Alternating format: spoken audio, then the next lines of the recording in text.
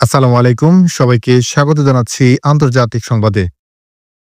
সাম্প্রতিক মাসগুলোতে ইসরায়েলের গুরুত্বপূর্ণ বিজ্ঞানী বা সামরিক প্রযুক্তি সংশ্লিষ্ট ব্যক্তিদের লক্ষ্য করে হওয়া হামলাগুলো আন্তর্জাতিক গণমাধ্যম এবং মধ্যপ্রাচ্য বিশ্লেষকদের আলোচনার কেন্দ্রে রয়েছে। এইসব হত্যাকাণ্ডের পেছনে ইরানের গোয়েন্দা সংস্থার হাত থাকার জোরালো অভিযোগ উঠেছে।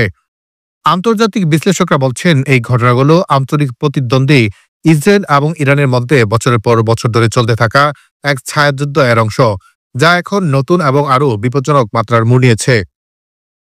আল Mayadeen, Al Jazeera English, BBC এবং অ্যাসোসিয়েটেড প্রেস সহ বিশ্বের প্রধান সংবাদ মাধ্যমগুলো এই ধরনের ঘটনাগুলোর অত্যন্ত গুরুত্ব সহকারে প্রকাশ করছে। ইরানের বিরুদ্ধে অভিযোগ। সাধারণত ইসরায়েলি গোয়েন্দা সংস্থা বা ইসরায়েলি গণমাধ্যমের সূত্রগুলোই এই ধরনের হামলার জন্য সরাসরি ইরানকে দায়ী করছে। যদিও ইসরায়েল সরকার আনুষ্ঠানিকভাবে কোনো হত্যাকাণ্ড নিয়ে মন্তব্য করে না, তবে তারা স্পষ্ট করে যে ইসরায়েলের ক্ষতির চেষ্টা করা হলেও তার কড়া জবাব দেওয়া হবে। তবে মজার ব্যাপার হলো, এই ঘটনাগুলো ইসরায়েলের অভ্যন্তরে ঘটলেও ইরান সাধারণত এই ধরনের গুপ্ত হত্যার দায় স্বীকার করে না। তেহরান বরং প্রায়শই ইসরায়েলের গোয়েন্দা সংস্থা মুসাদের বিরুদ্ধে তাদের নিজেদের বিজ্ঞানী ও কর্মকর্তাদের হত্যার অভিযোগ তোলে। এটি দুই দেশের মধ্যে একটি গোয়েন্দা পাল্টা গোয়েন্দা পরিস্থিতি সৃষ্টি করছে, যেখানে তারা একে অপরের গুরুত্বপূর্ণ লক্ষ্যবস্তুতে আঘাত হানার চেষ্টা করে। মিডল ইস্ট আই এর পর্যবেক্ষণে মধ্যপ্রাচ্যের পরিস্থিতি নিয়ে কাজ করা এই গণমাধ্যমগুলো প্রায়শই উল্লেখ করে যে এই গুপ্ত হত্যাগুলো আঞ্চলিক ক্ষমতার ভারসাম্যের উপর প্রভাব ফেলছে এবং উভয় পক্ষই তাদের প্রতিরোধমূলক ক্ষমতা প্রমাণ করতে চাইছে। Council on foreign relations CFR এবং আটলান্টিক কাউন্সিলের মতো খ্যাতনামা থিঙ্ক ট্যাঙ্ক এবং ওয়াশিংটন ও অন্যান্য পশ্চিমা বিশ্ববিদ্যালয়ের মধ্যপ্রাচ্য বিষয়ক বিশ্লেষকরা এই ধরনের গুপ্ত হত্যা নিয়ে একাধিক বিশ্লেষণ দিয়েছেন। বিশেষজ্ঞরা মনে করেন, ইসরায়েলি বিজ্ঞানী বা সামরিক ব্যক্তিত্বদের টার্গেট করার মাধ্যমে ইরানের মূল লক্ষ্য থাকে দুইটি। এক হচ্ছে বদলা। এর মাধ্যমে তারা তাদের নিজেদের নিহত বিজ্ঞানী যেমন মোহাসেন ফাকরিজাদে বা সামরিক কর্মকর্তাদের হত্যার বদলা নিতে চায়, যা দেশের অভ্যন্তরে শাসক গোষ্ঠীর প্রতি সমর্থন ধরে রাখতে সাহায্য করে। ২. অবরোধ প্রতিষ্ঠা। এটি ইসরায়েলকে একটি বার্তা দেয় যে তারা চাইলে ইরানের গুরুত্বপূর্ণ ব্যক্তিদের হত্যা করতে পারে না। এর একটি মূল্য দিতে হবে, অর্থাৎ ইরান এখন আর কেবল কৌশলগত ধৈর্য দেখাবে না, বরং সরাসরি এর জবাব দেবে।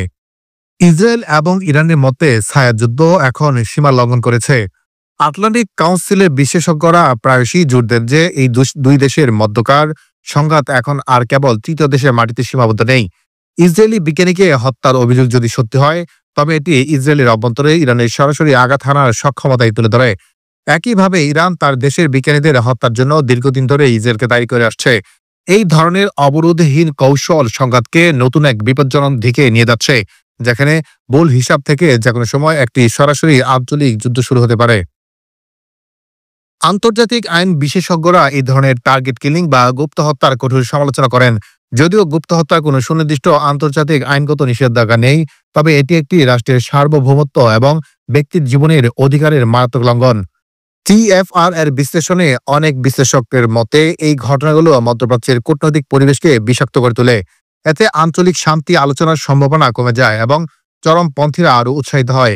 উভয় দেশের কঠোর অবস্থান মধ্যমপন্থী বা কূটনৈতিক সমাধানের পথকে আরও দুর্বল করে তোলে। ইসরায়েলের বিজ্ঞানীকে হত্যার অভিযোগটি কেবল একটি হত্যাকাণ্ডেরই খবর নয়, এটি মধ্যপ্রাচ্যের চলমান ক্ষমতার দ্বন্দ্বের একটি গুরুত্বপূর্ণ অধ্যায়। এটি প্রমাণ করে যে গোয়েন্দা সক্ষমতার প্রতিযোগিতা উভয় দেশই তাদের গোয়েন্দা কার্যক্রমকে সর্বোচ্চ পর্যায়ে নিয়ে গেছে এবং একে অপরের দুর্বলতা খুঁজে বের করতে উঠে পড়ে লেগেছে। অস্থিতিশীলতা বেড়েছে। এই প্রতিশোধমূলক চক্র আঞ্চলিক স্থিতিশীলতার জন্য একটি বড় হুমকি। আন্তর্জাতিক মহল উদ্বিগ্ন যে এই ছায়াযুদ্ধ যে কোনো সময় সরাসরি সামরিক সংঘাতে পরিণত হতে পারে। এই ঘটনাগুলো থেকে একটি বিষয় পরিষ্কার, ইরান ও ইসরায়েল এখন একে অপরের একেবারে দোরগোড়ায় আঘাত হানতে প্রস্তুত। এই তীব্র উত্তেজনা মধ্যপ্রাচ্যের আগুনের স্ফুলিঙ্গ ছড়াতে পারে, যার ফল ভোগ করতে হতে পারে এই অঞ্চলের সব দেশকেই।